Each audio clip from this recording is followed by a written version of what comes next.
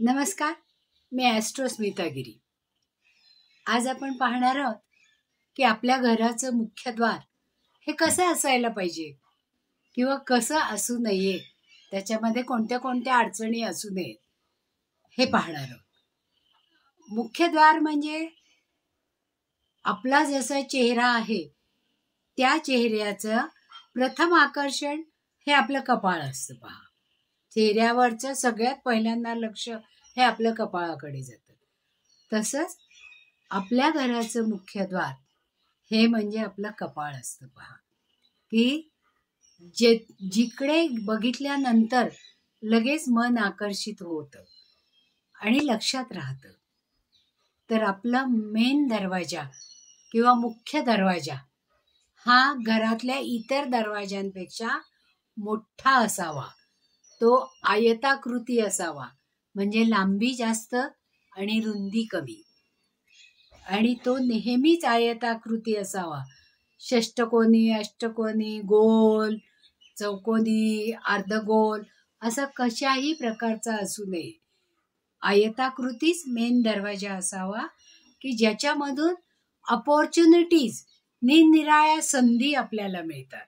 कारण बाहेरून आल्यानंतर आपल्या घराच्या प्रवेशद्वारातून आपण आत येतो, तसंच आपल्यासाठी येणारे आनंदाचे क्षण, खुशीचे क्षण किंवा आपल्याला मिळणाऱ्या संधी या मेन दरवाजातूनच येत असतात.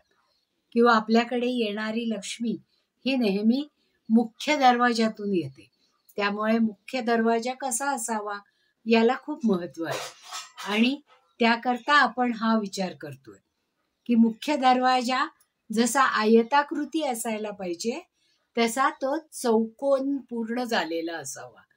कारण आजकाल दरवाजे हे मेटलमध्ये केले जातात. पहा, म्हणजे त्याचे मेटलमध्ये लाकूड बसवतात आणि खाली चौकोन जिथे येतो तिथे लाकडी तिथे मार्बल बसवला जातो, म्हणजे तो त्रिकट होतो, म्हणजे 3च बाजू पूर्ण होतात.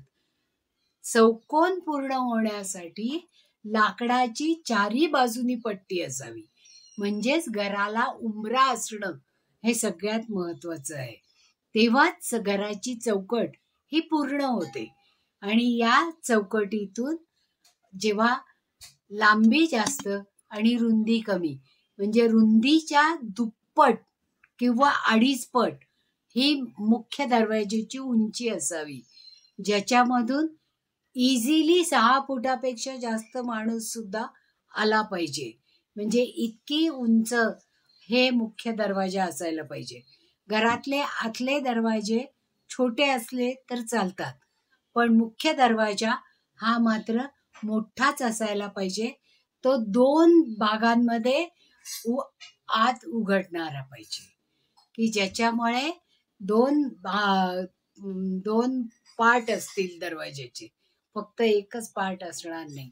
की दोन्ही दरवाजे उघडता आले पाहिजेत की ज्याच्यामधून इझिली आतमध्ये येता आलं पाहिजे.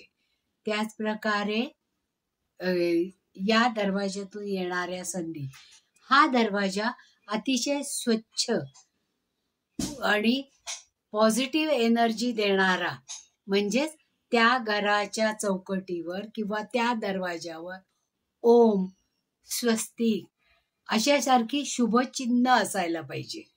किंवा त्याच्यावर शंख, चक्र, पद्म अशासारखी चिन्ह किंवा हत्ती, ज्यांच्या सोंडेमध्ये माळ आहे किंवा ज्यांनी सोंड वरती केलेली आहे, म्हणजे स्वागत करणारे हत्ती हे असावे. किंवा अभिषेकाचे कलश ज्यांच्या सोंडेमध्ये आहेत, असे 2 हत्ती 2 भागांवर, दरवाजाच्या 2 भागांवर असावे की ज्याच्यामुळे तो दरवाजा शुभचिन्हांकित होतो. आता हा झाला मुख्य दरवाजा. आता मुख्य दरवाजाच्या नंतर आतले दरवाजे लहान असले तरी चालतात आणि घरामध्ये असणारे दरवाजे नेहमी ऑड असावे. ऑड म्हणजे 1, 3, 5, 7, 2, 4, 6, 8 असे दरवाजे घराला असू नयेत. आणि नवीन घराला जुन्या घराची फ्रेम लाकडाची किंवा उंबरा किंवा जुन्या वस्तू, कड्या हे अजिबात वापरू नये. नवीन घराला सगळं नवीनच वापरावं, ज्याच्यामुळे जुन्या घराच्या जर या वस्तू वापरल्या तर त्या आपल्या निगेटिव्हिटी बरोबर घेऊन येतात आणि या नवीन दरवाजावर त्या हावी होतात. म्हणून जुन्या घरातल्या कुठल्याही दरवाजाचे जुने पार्ट नवीन घराच्या दरवाजाला बसवू नयेत. त्याचप्रमाणे आता दरवाजा कसा असावा हे आपण पाहिलं. दरवाजावर कायम उजेड असायला पाहिजे किंवा त्या दरवाजातून आत येताना सतत प्रकाश त्या दरवाजावर पडायला पाहिजे, ज्याच्यामुळे प्रसन्नता वाटेल आणि त्या उजेडातून येणारी पॉझिटिव्ह एनर्जी ही त्या घरामध्ये येईल. बरोबर आता जसं आपण पाहिलं की दरवाजा कसा असायला पाहिजे, त्याचबरोबर या दरवाजासमोर काय काय असू नये याचा आता आपण विचार करूया.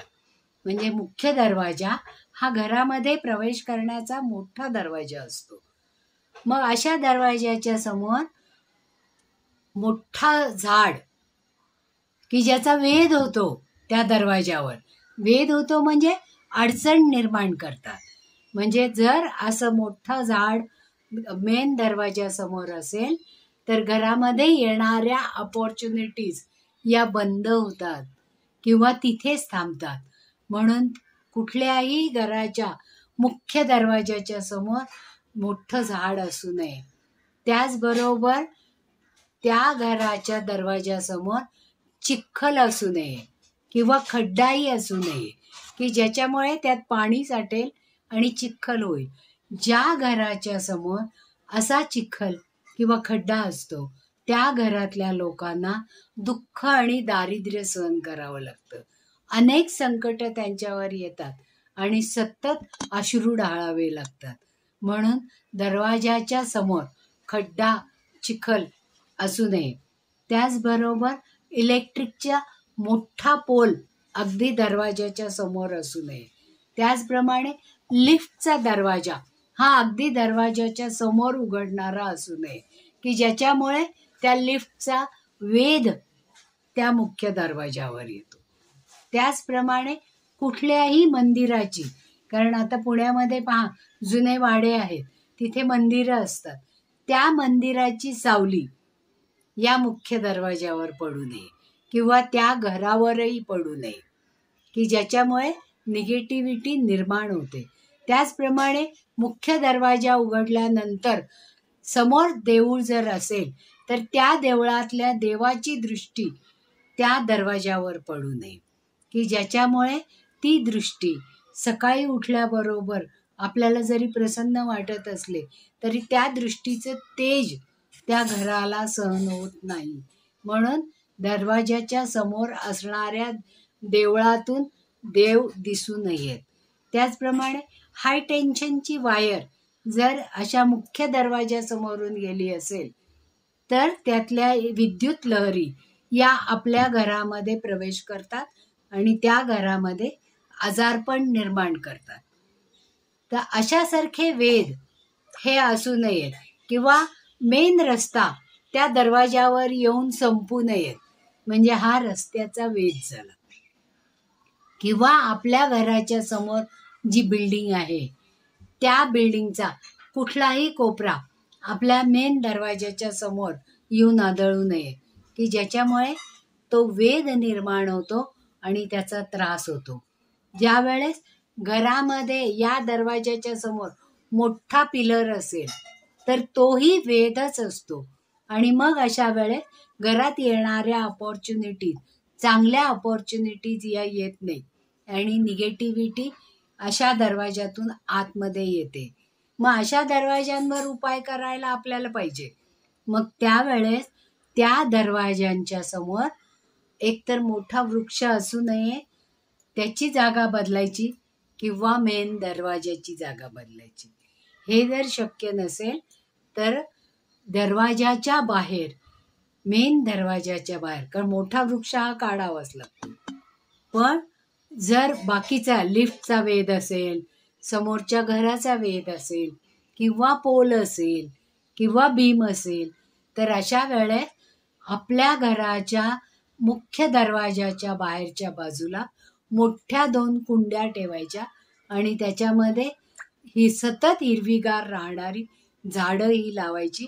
त्याच्यामुळे हा वेध अडवला जातो आणि घरामध्ये येणारी पॉझिटिव्ह एनर्जी वाढते आणि निगेटिव्ह एनर्जी थांबवली जाते. त्याचप्रमाणे लिफ्टचा वेध होत असेल तरी सुद्धा असे 2 झाडं 2 बाजूला लावणं गरजेचं असतं. त्याचबरोबर मुख्य दरवाजाचा कर्कर असा आवाज बिजागिरींचा कधीही येऊ नये. त्याच्यासाठी त्याला आपल्या निरांजनातलं किंवा देवाच्या समईमधलं तेल हे त्या बिजागिरींना लावायला पाहिजे, की ज्याच्यामुळे त्याचा आवाज येणार नाही. म्हणजे तो जो आवाज आला त्यांनी निगेटिव्हिटीचा प्रवेश जास्त होतो आणि घरातल्या लोकांच्या मध्ये कलह निर्माण होतो. तर मुख्य दरवाजाच्या बाबतीत या सगळ्या गोष्टी आपल्याला लक्षात ठेवणं अत्यंत गरजेचं आहे आणि त्या पाळायलाच पाहिजेत, की ज्याच्यामुळे आपल्या घरामध्ये येणारी एनर्जी ही पॉझिटिव्ह असेल आणि आपल्याला येणाऱ्या संधी या चांगल्याच असतील आणि त्या संधींचा आपल्याला उपयोग करून घेता येईल. घरात येणारी लक्ष्मी ही स्थिर लक्ष्मी राहील.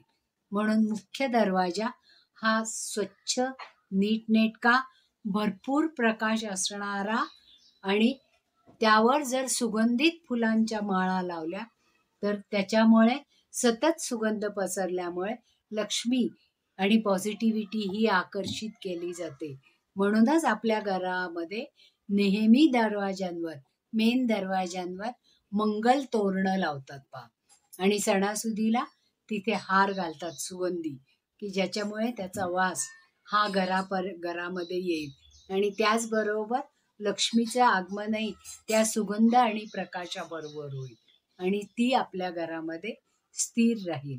याच्यासाठी मुख्य दरवाजाच्या या सगळ्या गोष्टी आपण लक्षात ठेवणं अत्यंत गरजेचं आहे.